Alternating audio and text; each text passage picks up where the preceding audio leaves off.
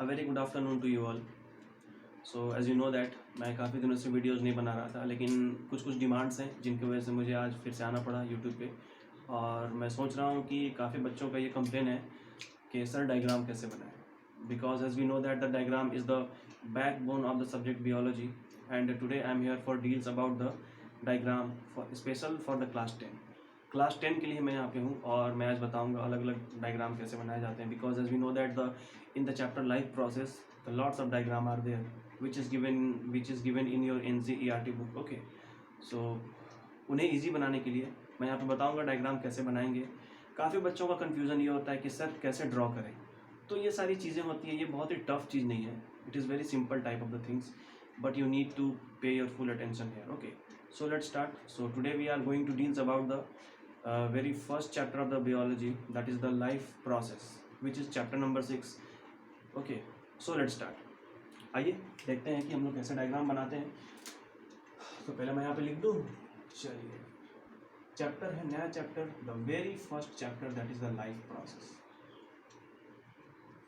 और हम लोगों को ये पता है कि डायग्राम वो चीज़ है कि अगर आप डायग्राम बनाते हो तो आपको एग्ज़ाम में काफ़ी अच्छे मार्क्स मिल सकते हैं, काफ़ी बढ़िया मार्क्स मिल सकते हैं, क्योंकि डायग्राम में मार्क्स नहीं कटते हैं। और ये बायोलॉजी का रूल है कि बायोलॉजी में डायग्राम बनाना काफ़ी ज़रूरी भी होता है। और डायग्राम से रिलेटेड एक नए क्वेश्चंस आते हैं विच लॉन्ग क्वेश्चंस, ओके, जो कि लॉन्ग क्वेश्चन होते हैं। तो चलिए बात करते हैं डायग्राम के बारे में। As we know that in life process there are various type of the diagrams we have to deals. हम लोगों को बहुत सारे डायग्राम्स डील करने हैं, जिसमें सबसे पहले है human alimentary canal. Okay, this is the very first diagram, human elementary canal, that is the digestive system, that is digestive system.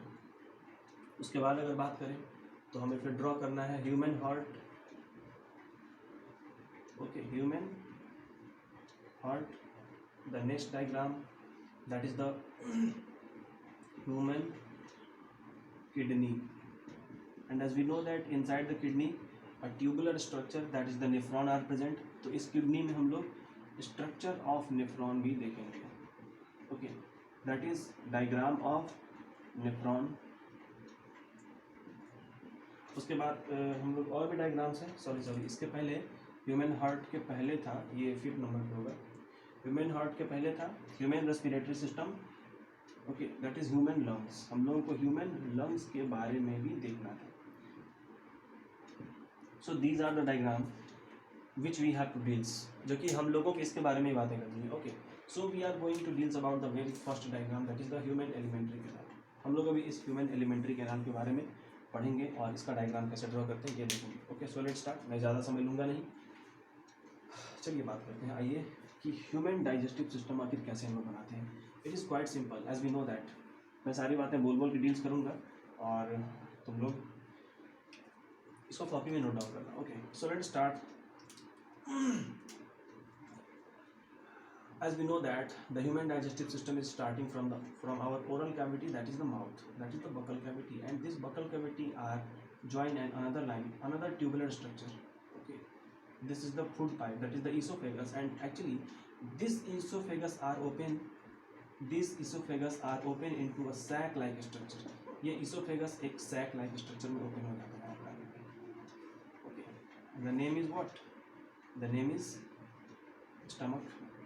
और अगेन यहाँ से इसमें कुछ भी नहीं करना है। It is quite simple type of the things, very simple type of the diagram, very simple diagram. इसमें कुछ भी नहीं करना है।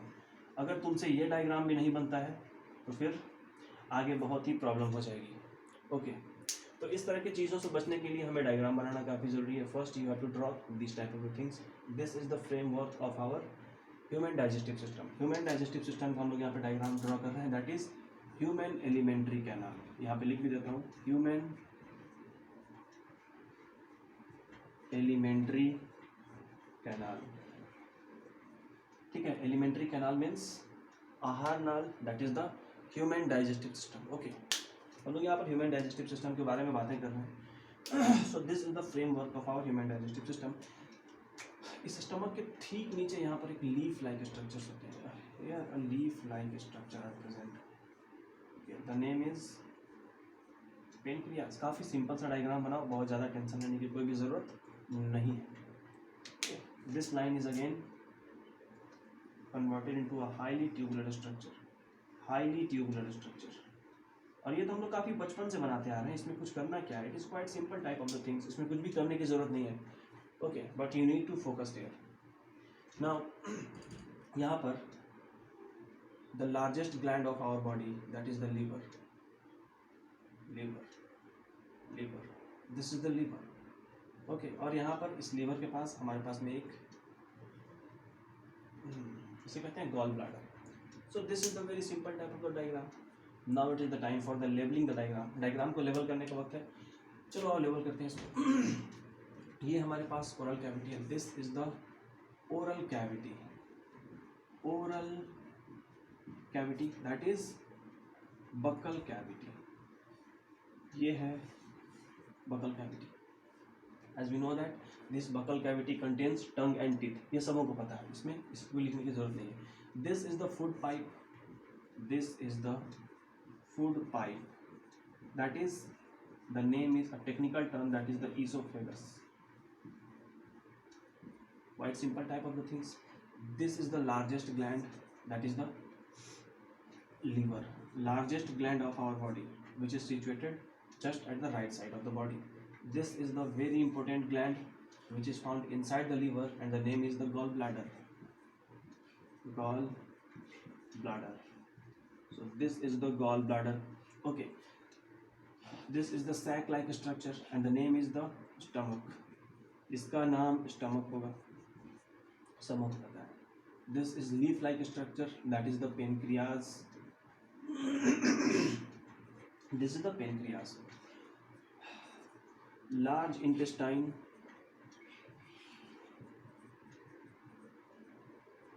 okay, this is the large intestine, and this is the highly coiled structure, the name is the small intestine, small intestine, quite simple. यहाँ पे this is the opening of the body, this is the opening of the body, that is the anus, this is the anal opening, and this anal opening is commonly said to be the anus. Okay, so it is quite simple. और आगे देखते हैं, इस anus के ठीक ऊपर होता है rectum, rectum. Okay, so this is the diagram, this is the diagram of the human alimentary canal, that is the human digestive system. Okay, so let's discuss, चलो डिस्कस करता हूँ कि ये है कैसे होता है, इसका आखिर मैकेनिज्म क्या है। At first if we eat something, if we eat anything, हम लोग कुछ भी खाते हैं, so through the help of the tongue, through the help of the teeth, sorry, through the help of the teeth and tongue, teeth और tongue है, through the help of teeth, as we know that the food are crushing, the food are broken down into the very smaller type of the parts, into very smaller parts. Okay, and this tongue is help to mixing the saliva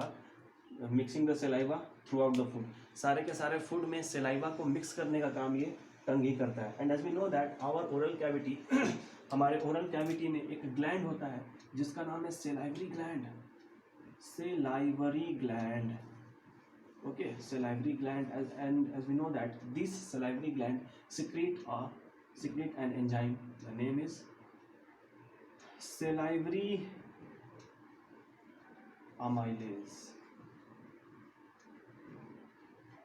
salivary amylase, and this salivary amylase are act on the starch, that is the carbohydrate. starch भी carbohydrate है, ठीक है, ये starch पे act करता है, starch को break down कर देता है, and we know that the food which is reserved inside the plant in the form of the starch. तो हम लोग जो भी फूड खाते हैं उस फूड से हम लोग को स्टार्च मिलता है, that is the carbohydrate which is the simplest sugar, जो कि सिंपलेस्ट शुगर है, और वो शुगर हमारे माउथ में सेलाइवरी एमाइलेज के थ्रू ब्रेक डाउन कर दिया जाता है, हमारे माउथ में 40% उस फूड की डाइजेशन हो जाती है। जैसे हमारे पास में कुछ स्लाइटली ब्रोकन पार्ट्स वाला फूड यहाँ से जब क्रॉस करता है, so this is the oesophagus, ये इसोफेगस है, that is the food pipe, ठीक है, ये फूड पाइप यहाँ से क्रॉस करेगा and all the foods are enter inside the this stomach, सारे के सारे फूड यहाँ पे आ जाएंगे.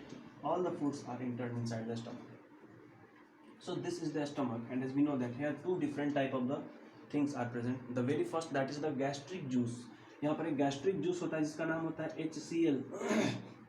This is the HCl, and a different type of the enzyme, that is the pepsin. Okay, actually this pepsin are found inside the stomach in the form, in inactive form. ये pepsin inactive form में होता है. देखो यहाँ पे बता रहा हूँ, ये पेप्सिन इनएक्टिव फॉर्म में होता है. एंड व्हेन दिस HCl, जब ये HCl इस पेप्सिन पे आता है, जब हमारे स्टमक में HCl होगा तब ये पेप्सिनोजेन एक्टिवेट हो जाएगा. Now this pepsinogen are activated under the influence of this hydrochloric acid which is found inside the stomach. Then this pepsinogen are converted into the pepsin. ये पेप्सिन में convert हो जाएगा, which is the active form. Okay, कुछ बात समझ में आई? तो इस पेप्सिन, ये पेप्सिन एक्टिव फॉर्म है. तो कहने का ये मतलब है कि जब तक ये HCl इस पेप्सिनोजेन पे अटैक नहीं करेगा तब तक ये पेप्सिनोजेन इनएक्टिव फॉर्म में रहेगा और ये पेप्सिन में कन्वर्ट नहीं होगा. अब तुम पूछोगे कि सर अगर ये पेप्सिन में कन्वर्ट नहीं होगा तो प्रॉब्लम क्या होगा?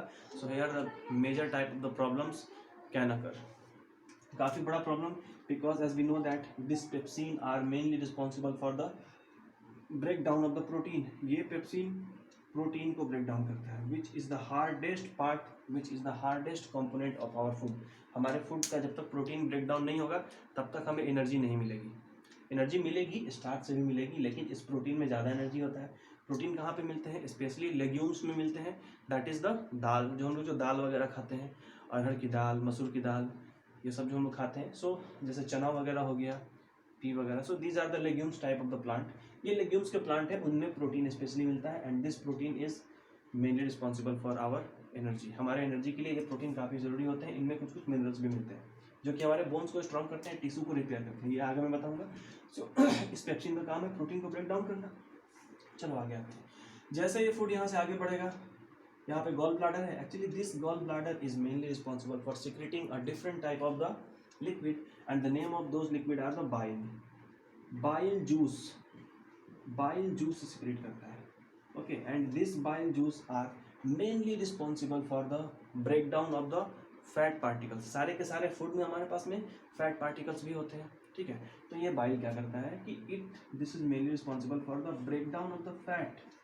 ये बाइल्स फैट को ब्रेक डाउन करेगा, because as we know that inside our food there are different type of the components are present in the form of fat, in the form of protein, in the form of sugar. So there are different type of the components which is present inside our food. और सारे के सारे food के component को break down करना काफ़ी ज़रूरी है, because as we know that these component are said to be the what, क्या कहते हैं इसे? These are the nutrients and these have the tendency to provide us the energy. हमको ये एनर्जी प्रोवाइड करते हैं. चलो बात करते हैं आगे. जैसे फूड यहाँ से, अब इस फूड में क्या क्या मिक्स हो चुका है? इस फूड में फैट भी मिक्स हो चुका है और इस फूड में क्या मिक्स हो चुका है? पेप्सिन भी मिक्स हो चुका है. मतलब कि यहाँ तक आते आते फैट और प्रोटीन की कुछ कुछ स्लाइटली डाइजेशन हो चुकी है, लेकिन अब भी पूरा का पूरा फैट और प्रोटीन यहाँ पर डाइजेस्ट नहीं हुआ है, because as we know that ये फैट और ये प्रोटीन काफ़ी मुश्किल से डाइजेस्ट होते हैं. इतनी आसानी से ये दो चीज़ें डाइजेस्ट नहीं होते हैं, इसीलिए हमें आगे फिर से देखने को मिलेगा. जैसे ही फूड यहाँ से आगे बढ़ेगा, एक और इसके पाथ में क्या आया? ये this is the pancreas, and this pancreas is mainly responsible for the two different type of the enzymes. ये दो अलग अलग तरह के एंजाइम्स को सिक्रीट करता है. That is the trypsin and next is lipase. ये दो अलग अलग एंजाइम्स को सिक्रीट करता है. That is trypsin and lipase. Clear?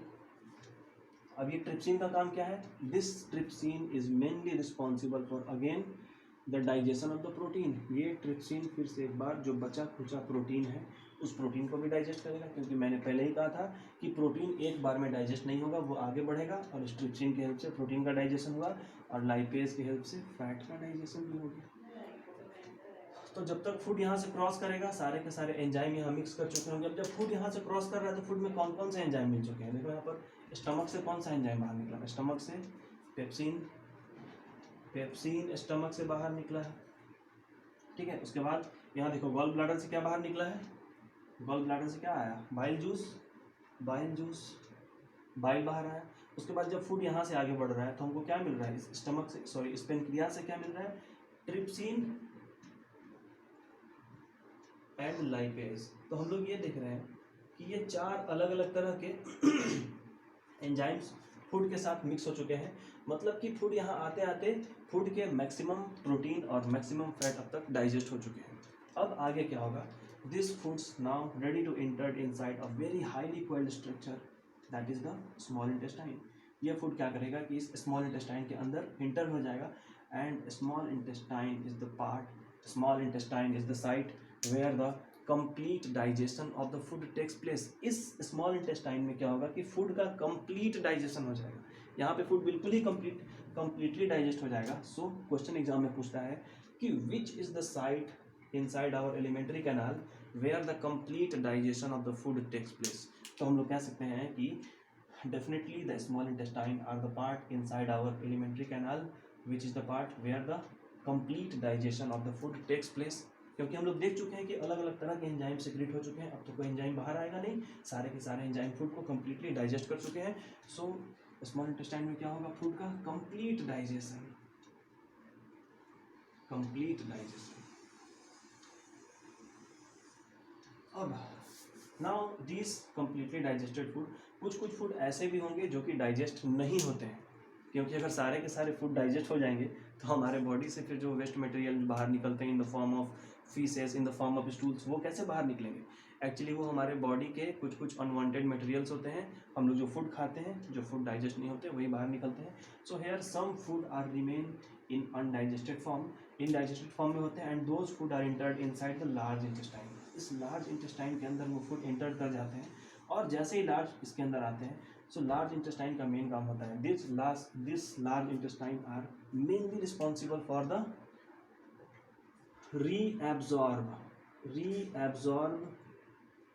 The water.